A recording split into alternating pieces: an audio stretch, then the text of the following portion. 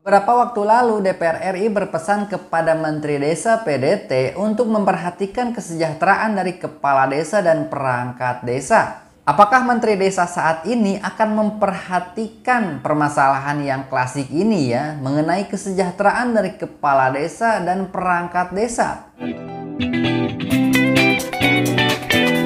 Assalamualaikum warahmatullahi wabarakatuh. Selamat siang sobat semua, salam sejahtera. Kembali lagi di channelnya seputar informasi desa. Dan tidak bosan-bosan saya mendoakan kawan-kawan dan teman-teman selalu dalam kondisi sehat ya. Selalu dilancarkan aktivitas dan rezekinya. Amin ya rabbal alamin. Beberapa waktu lalu Komisi 5 DPR RI mengadakan rapat kerja ya dengan Kementerian Desa PDT. Waktu itu Ketua Komisi 5 DPR RI menyarankan ataupun mengatakan kepada Kementerian Desa langsung ya kepada menterinya untuk memperhatikan kesejahteraan dari kepala desa dan perangkat desanya. Sebenarnya ini permasalahan klasik ya dari dulu, karena kita lihat kesejahteraan untuk kepala desa dan perangkat desa saat ini belum merata ya di semua daerah. Baik di sistem penghasilan tetap ataupun penggajian yang di beberapa wilayah sering telat ataupun kurang dari golongan 2A dan tunjangan lainnya. Ini senada dengan komentar-komentar di beberapa wilayah ya mengenai penghasilan tetap ataupun kesejahteraan dari kepala desa dan perangkat desanya. Kita akan lihat cuplikan videonya ya di sebelah sini. Pada kesempatan berbahagia ini, saya tidak ingin mengulangi lagi apa yang sudah pernah kita bahas di waktu lalu, terutama terkait dengan pemanfaatan dana desa. Kami mendukung upaya-upaya dari Pak Menteri, kiranya optimalisasi penggunaan dana desa ini menjadi prioritas dari Kementerian Desa, PDT dan PDT dalam rangka kita memajukan pembangunan di desa. Kemudian perlu juga mungkin inovasi-inovasi baru dari Kementerian Desa dan PDT dalam rangka menggali seluruh potensi yang ada di desa.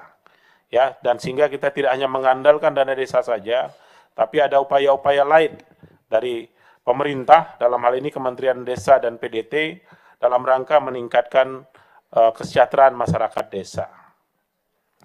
Selanjutnya, yang tidak kalah penting adalah bagaimana edukasi kita kepada seluruh struktur di desa dalam memanfaatkan dana desa yang tadi saya sudah sampaikan dari awal ketika kita raker waktu dulu. Mekanisme, kemudian tata kelola, dan seterusnya.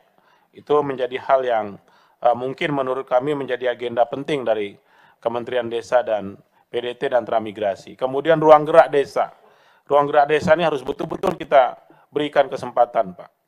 Ada desa yang dalam kawasan industri pertambangan misalnya, ya. Ini hasil hutannya dibawa, hasil tambangnya dibawa, tetapi desanya hanya menerima dampak dari seluruh proses itu saja. Ini juga penting menjadi perhatian dari kita. Bagaimana sinergi antara Kementerian Desa, PDT dan ini berkoordinasi dengan Kementerian Energi Sumber Daya Mineral misalnya, dan seterusnya, atau Kementerian Kehutanan misalnya, kementerian yang membidangi perkebunan misalnya. Bagaimana keberadaan industri, perkebunan, pertambangan, dan seterusnya juga memberi pengaruh yang besar bagi kemajuan desa. Hak dan kewajiban. Hak desa juga bisa diperjelas, dipertegas. Itu Pak Menteri masih jadi PR besar hari ini. Ya, dikala misalnya kita ambil contoh peninggalan masa lalu, ketika perusahaan kayu masih banyak di daerah-daerah yang kayunya masih banyak, Pak. Begitu selesai, kayunya diambil, tinggal kemiskinan yang ada di desa itu. PR itu saya rasa bisa cukup menjadi pelajaran. Kejadian itu cukup menjadi pelajaran bagi kita, dan ke depan kita harus betul-betul bisa menyikapi ini, karena Menteri Desa dan PDT ini ruang geraknya sampai ke sana sebetulnya, Pak. Adalah mempertahankan, memperjuangkan hak-hak masyarakat desa. Dan aspirasi terakhir dari masyarakat desa, Pak, terutama perangkat-perangkat desa juga perlu diperhatikan. Terkait dengan tunjangan kinerja, tunjangan kesejahteraan perangkat-perangkat desa, ini juga perlu kita pikirkan dan perhatikan. Kami samalah Pak Yandri ya, kita Pak Wamen juga kan punya dapil dulu waktu kita masih sama berjuang di DPR, pasti juga punya desa yang pernah kita bina. Kepala desa itu jam kerjanya nggak jelas, Pak. Ya, dari pagi ketemu pagi, malam ketemu malam. ya, berapa penghasilan yang mereka terima. Ini juga harus kita manusiawi menyikapinya, sehingga pekerjaan sebagai kepala desa ini juga bukan hanya sekedar kepala desa dalam konteks kita pemerintahan, tetapi juga seluruh aspek yang mengitarinya bisa menjadi perhatian dari kita. Ini pekerjaan yang tidak mudah.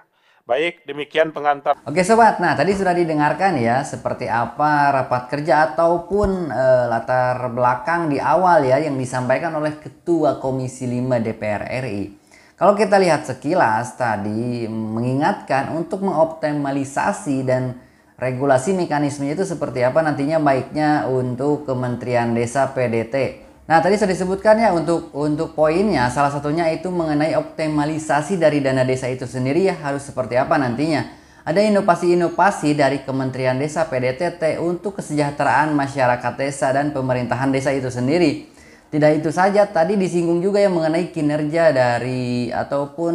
dari pemerintahan desa, apakah itu kepala desanya atau perangkat desanya, itu harus ditingkatkan ya kesejahteraannya. Oke sobat, demikian informasinya, mudah-mudahan bermanfaat. Silahkan dukung channelnya, jangan lupa tinggalkan komentarnya. Selalu jaga kesehatan, semangat menjalani aktivitasnya, dan wassalamualaikum warahmatullahi wabarakatuh.